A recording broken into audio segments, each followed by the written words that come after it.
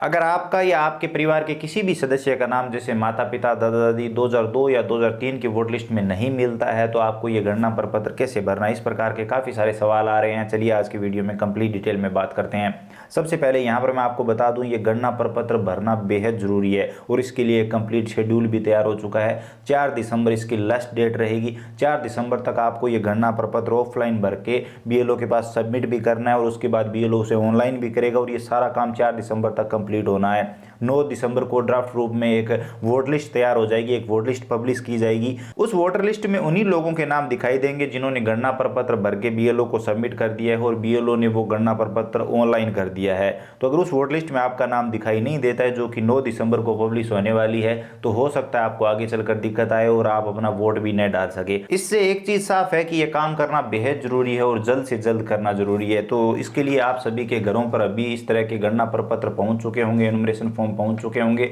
इसमें यहाँ पर बेसिक डिटेल आएगी। अभी जो मतदाता है, अभी उसके वोटर कार्ड में जिस प्रकार का नाम है, जिस प्रकार के आधार कार्ड में नाम है, वो बेसिक डिटेल आएगी, जिसमें सबसे पहले निर्वाचक की डेट ऑफ बर्थ आ जाएगी। चलिए मैं आपको स्टेप बाय स्टेप समझाता हूँ। और उसके बाद अगर आपके पिता का नाम, माता का नाम, आपका खुद का नाम, दादा दादी का नाम वोट लिस्ट में नहीं मिलता है तो क्या क्या डॉक्यूमेंट की सूची निर्वाचन आयोग ने दी है कि वो डॉक्यूमेंट दिए जा सकते हैं और ये डॉक्यूमेंट आपको कब देने हैं और किस तरह से सारा काम होने वाला है। चलिए बात करते हैं। जैसा कि आप इस इन्यूमरेशन फॉर्म में, इस गणना प्रपत्र में देख पा रहे होंगे, इस कॉलम में मतदाता की खुद की डिटेल आएगी। जैसा कि यहाँ पर बताया गया है, मतदाता की जन्म तारीख, मतदाता के आधार नंबर, वो मोबाइल नंबर, पिता का नाम, उसके बाद अगर उपलब्ध है तो पिता के वोटर कार्ड नंबर, और उसके बाद माता का नाम, माता के वोटर कार्ड नंबर उपलब्ध है तो विवाहित है तो पति या पत्नी का नाम और उनके वोटर कार्ड नंबर।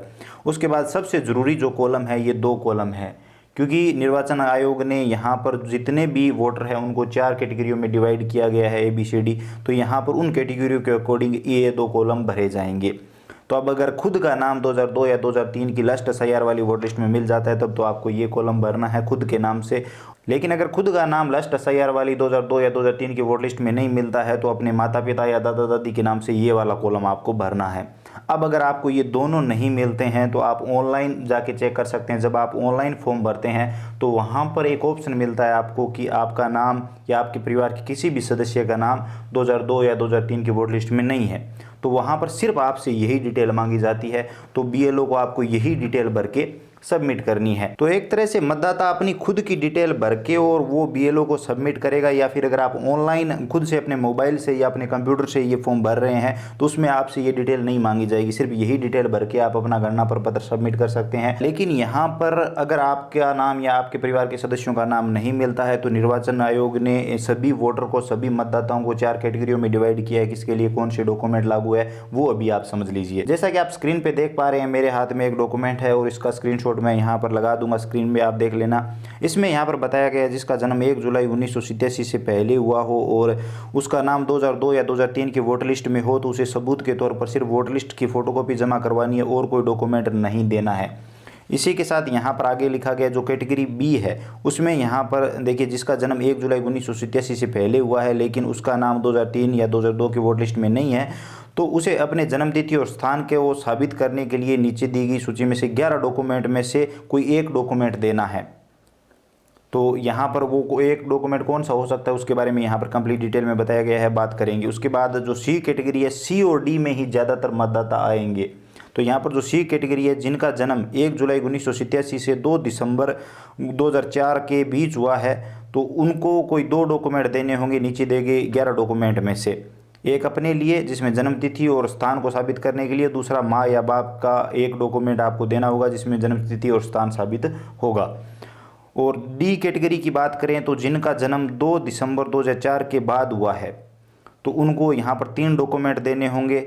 इसके लिए यहाँ पर अपने लिए और एक बाप का और एक माँ का जिसमें जन्म तिथि और स्थान को साबित करने के लिए डॉक्यूमेंट रहेगा। अब वो 11 डॉक्यूमेंट कौन कौन से है तो वो यहाँ पर आप देख पा रहे होंगे। पहला जन्म प्रमाण पत्र है, दूसरा पासपोर्ट है, तीसरा जाति प्रमाण पत्र है, चौथा मूल निवास, 5वां 10वीं की मार्कशीट या कोई पढ़ाई का सर्टिफिकेट, छठा परिवार रजिस्टर की नकल, 7वां सरकार द्वारा दी गई जमीन या मकान के कागजात, और 8वां जो है 1 जुलाई 1987 से पहले सरकार द्वारा जारी की गई कोई भी पहचान पत्र या सर्टिफिकेट, और 9वां जो डॉक्यूमेंट है सरकारी नौकरी का पहचान पत्र या पेंशन के कागज, और यहाँ पर जो 10वां डॉक्यूमेंट है वो वन अधिकार प्रमाण पत्र, और जो 11वां डॉक्यूमेंट है वो राष्ट्रीय नागरिक रजिस्टर। यहाँ पर आप स्क्रीन पे देख लीजिए ये डॉक्यूमेंट है।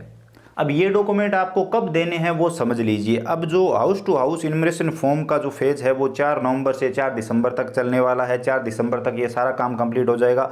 9 दिसंबर 2025 को एक ड्राफ्ट इलेक्ट्रिक रोल यहाँ पर पब्लिश किया जाएगा। उसके बाद अगर उस जो वोटर लिस्ट है जो 9 दिसंबर को पब्लिश होने वाली है उसमें अगर आपका नाम नहीं आता है, अगर आपको कोई ऑब्जेक्शन है, आप दावा करना चाहते हैं मेरा नाम क्यों नहीं आया, तो वहाँ पर आपको प्रूफ देना होगा, वहाँ पर आपको डॉक्यूमेंट देना होगा।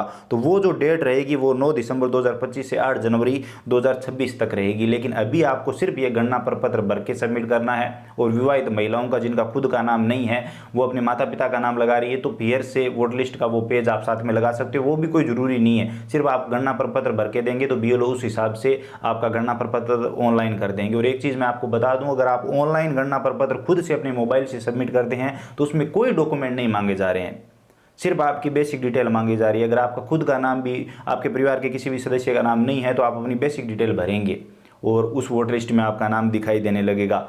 लेकिन अगर आप ऑनलाइन भरते हैं तो आपके वोटर कार्ड में और आधार कार्ड में नाम एक जैसा चाहिए, तो उसके लिए आप वोटर कार्ड में करेक्शन कर सकते हैं। 5-7 दिनों में करेक्शन हो जाता है और उसके बाद आप अपना काम बहुत ही आसानी से कर सकते हैं। मोबाइल नंबर उसमें चुटकियों में अपडेट हो जाते हैं। उसके बाद यहाँ पर जो नोटिस फेज रहेगा हेयरिंग और वेरिफिकेशन का वो 9 दिसंबर 2025 से 31 जनवरी 2026 तक रहेगा। और जो फाइनल वोटर लिस्ट आएगी, जो फाइनल एसआईआर वाली वोटर लिस्ट आएगी, वो यहाँ पर 7 फरवरी 2026 को जारी की जाएगी। तो उस वोट लिस्ट कंफर्म हो जाएगा कि इन लोगों का नाम अब वोट लिस्ट में रहेगा और ये आगे मतदाता रहेंगे। अब कई परिवारों में अभी जहाँ से वो वोट डालते हैं 2002 में उस जगह से वोट नहीं डालते थे, कहीं और रहते थे, उनके माता पिता कहीं और रहते थे, दादा दादी कहीं और रहते थे, तो वोट लिस्ट वो उनको वहाँ से लेनी है और उस वोट लिस्ट की डिटेल डालनी है। ऐसा नहीं है कि यहाँ के आप डिटेल देखते रहें और यहाँ पर आपको नाम नहीं मिल रहा। तो पुराने जिस गाँव से या पुराने जिस शहर से आप बिलोंग करते हैं, पहले जहाँ रहते थे, वहाँ की वोट लिस्ट चेक कर सकते हैं और वहाँ के अनुसार आप डिटेल डाल सकते हैं। इसके अलावा अगर आप पुरानी जगह की जहां आप रहते थे वहां की वोट लिस्ट देखें तो एक एक जगह के कई पोलिंग बूथ हो सकते हैं और कई पोलिंग बूथों में आपकी वोट लिस्ट निकल सकती है। कई बार एक जगह की आप एक ही वोट लिस्ट देखते हैं और आपको लगता है कि हमारा नाम नहीं है, तो आप सभी वोट लिस्ट चेक करें, क्योंकि एक एक जगह के 4-4, 5-5 पोलिंग बूथ देखने को मिले हैं, तो पोलिंग बूथ के अकॉर्डिंग आपकी वोट लिस्ट निकलती है। तो उस हिसाब से आप अपनी वोट लिस्ट देखें और पुरानी जगह की भी देखिए ताकि आपका नाम मिल जाए तो आपको बिल्कुल कोई दिक्कत ना आए और आप उस हिसाब से जहां पर पहले रहते थे वहां की डिटेल आप अपने एसआईआर फॉर्म में, अपने गणना प्रपत्र फॉर्म में डिटेल डाल सकते हैं। अभी आप गणना प्रपत्र में अपनी डिटेल भर के बीएलओ को सबमिट करेंगे या फिर अगर आप ऑनलाइन सबमिट करते हैं तो वहाँ पर भी आपसे कोई डॉक्यूमेंट नहीं मांगा जा रहा है। तो उम्मीद करता हूँ अब आप समझ गए होंगे कि अगर आपका नाम या आपके परिवार के सदस्यों का नाम लास्ट एसआईआर वाली वोट लिस्ट में नहीं है तो आपको क्या करना है और आप कौन कौन से डॉक्यूमेंट दे सकते हैं। अगर आपको वीडियो इन्फॉर्मेटिव लगा है तो लाइक करिए, अपने दोस्तों के साथ ज़्यादा से ज़्यादा शेयर करिए। अगर आपके मन में अब भी कोई कन्फ्यूजन रह गया है तो आप बेझिझक कमेंट सेक्शन में पूछ सकते हैं। बाकी ज़्यादा जानकारी के लिए आप बीएलओ से भी कॉन्टैक्ट कर सकते हैं। आपका जो गणना प्रपत्र है उसके ऊपर बीएलओ के कॉन्टैक्ट नंबर आपको मिल जाते हैं। तो चैनल पर नए हो तो सब्सक्राइब करिए, घंटी का बटन दबाइए ताकि आने वाले सभी वीडियो और नई नई अपडेट आप सबसे पहले देख पाएँ। इसके अलावा अगर आपके मन में और कोई सवाल सुझाव है तो आप बेझिझक कमेंट सेक्शन में बता सकते हैं। चलिए मिलते हैं अगली वीडियो में नई अपडेट के साथ।